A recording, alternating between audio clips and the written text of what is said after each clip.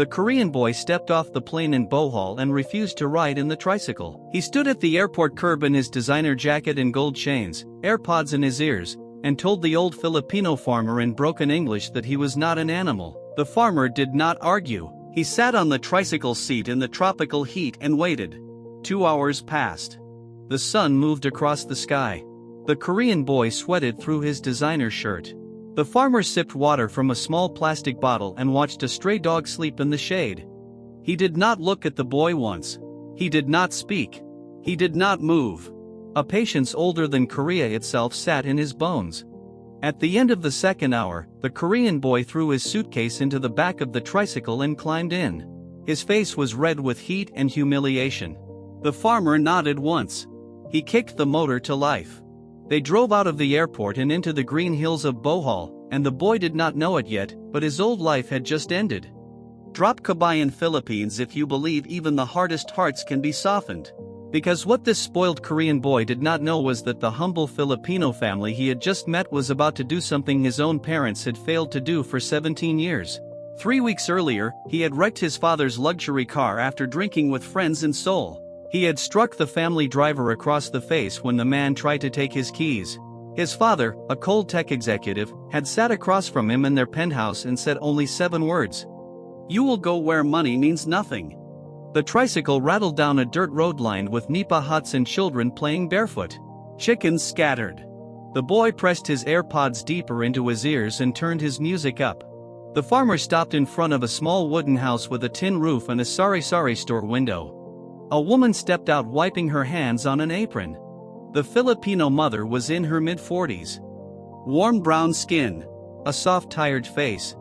She smiled at the Korean boy as if he were her own son returning from abroad. She said welcome, Anik in gentle English. The boy did not look at her. She did not seem to mind. She took his suitcase inside as if it weighed nothing. His room was a small space behind the sari store.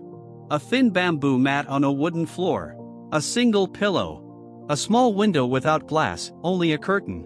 No air conditioner. No television. No Wi-Fi. The boy stared at it and laughed out loud. He was certain his father had made a terrible joke. He did not eat dinner. He refused the rice and fish the mother offered. He lay on the bamboo mat and scrolled his phone until the battery died. There was no charger that fit his Korean adapter. The house went quiet. Somewhere outside, a rooster called into the darkness. The boy closed his eyes and told himself he would survive the month on hate alone. He saw her the next morning. An elderly Filipino woman sitting on the porch in a faded blue house dress, her eyes clouded white with cataracts, her hands folded gently in her lap. The family's Lola. She could not see him, but she turned her face toward him exactly as he stepped outside. "Kumain ka na ba, Apo?" she asked softly. "Have you eaten?" The family's daughter, 16 years old, walked past him with her school bag. She was the first person in the house to speak to him in clear English. "You will eat when we eat," she said. "You will sleep when we sleep. You will help when we help. My father will not tell you this, but I will." She walked out into the morning sun toward the road. He watched her walk. 2 hours to school. Every single morning. 2 hours back in the afternoon. She did not complain. She did not own a bicycle. She carried her textbooks in a bag her mother had sewn from a rice sack. He stood in the doorway of the small house and realized something cold. The boy who had broken 3 drivers in Seoul now realized he could not break a single Filipino farmer who had never once raised his voice. And he could not understand a girl who walked 4 hours a day to read books he had burned just to make his mother cry. The Filipino father brought him to the rice fields. He did not explain. He did not instruct. He handed the boy a bundle of rice seedlings, rolled up his own pants, and stepped into the mud. For an hour the boy stood on the edge watching. At the end of the hour, the father looked up at him once. Just once. And the boy stepped in. That night, the blind Lola asked him to read her a letter. She held out a folded piece of old paper with trembling hands. "My son wrote this to me before he died in Saudi Arabia," she said softly. "I have had no one to read it to me for 11 years. The boy stared at the paper. He shook his head. He walked away. He went to his room and lay on the bamboo mat. Through the thin wooden wall, he heard the Lola. She was humming. A slow Tagalog lullaby, the kind a mother hums to a sick child. Then the humming stopped, and she began to cry, quietly. Alone. A grandmother crying in the dark for a son 11 years gone. The boy pressed his face into the pillow. He had never in his life heard a woman cry for someone other than herself. His mother had cried for the car he wrecked. His mother had cried for the scandal in the newspapers. His mother had never cried for him. And in the dark of a Filipino village, something inside the boy broke quietly. He woke before sunrise. He walked out to the porch where the Lola sat every morning. He sat beside her in the blue pre-dawn light. He did not speak.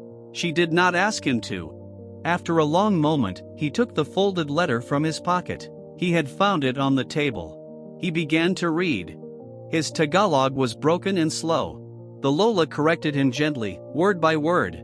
When he finished, she nodded and whispered Salamat, Apo. Thank you, my grandchild.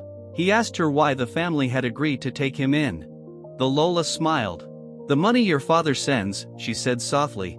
We do not spend it on ourselves. The Lola told him where every peso of his father's monthly payment went. The daughter's school bus fund. The Lola's heart medication. A small repair to the rice field's irrigation pump.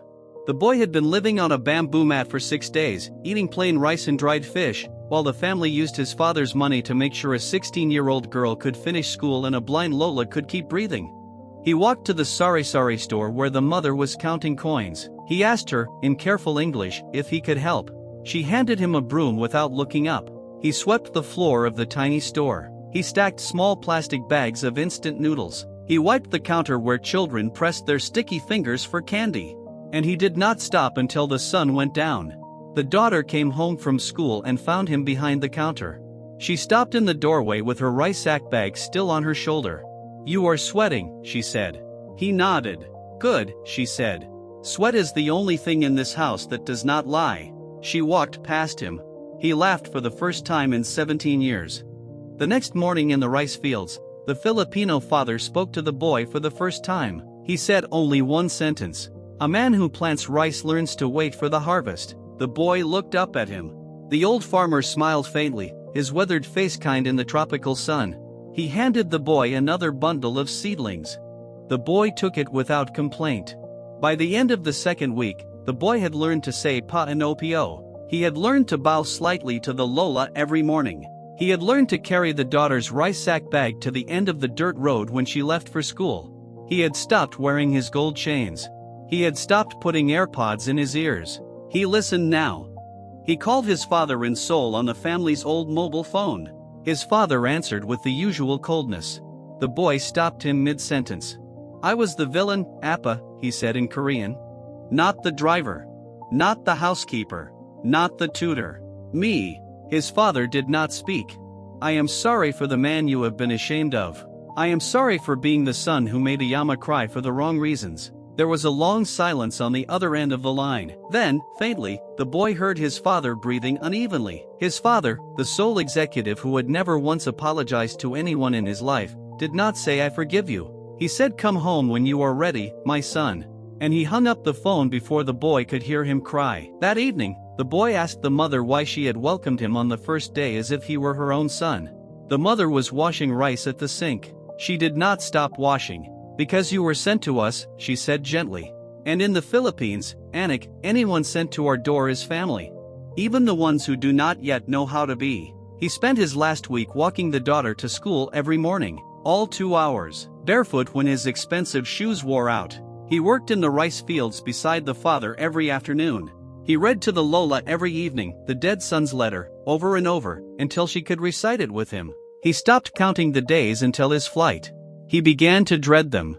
On his final night, the family held a small dinner. The mother cooked adobo, rice, and sliced mango.